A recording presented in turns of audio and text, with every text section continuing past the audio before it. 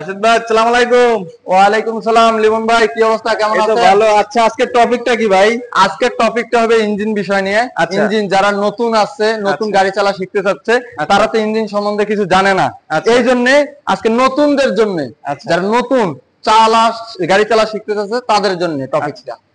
আজকে মেন টপিকটা হচ্ছে ওয়াটারপ্রুফ, আচ্ছা যেটা পানি, ইঞ্জিনের পানিটা হচ্ছে সবচেয়ে ইম্পর্টেন্ট জিনিস। আচ্ছা যদি ইঞ্জিনে পানি না থাকে তাহলে ইঞ্জিন হিট হয়ে যাবে। আর আচ্ছা ইঞ্জিন হিট হওয়া মানে কি? ইঞ্জিন সিজ হয়ে যাওয়া।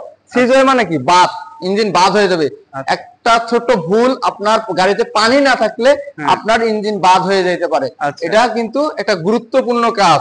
হ্যাঁ আপনার গাড়ির ইঞ্জিনে পানি আছে কিনা এটা আপনার চেক দিতে হবে। আচ্ছা আপনার মোবিল, ঠিক আসলে আছে কিনা। এই যে মোবিলটা দেখান, মোবিলের কিন্তু দুইটা কাটা আছে, একটা হট অবস্থায়, এক কাটা হট অবস্থায় উপরের কাটাটা, আর লো অবস্থায় নিচের কাটাটা। আচ্ছা মোবিল ঠিক আছে কিনা অবশ্যই আপনারা মোবিল চেক দিবেন।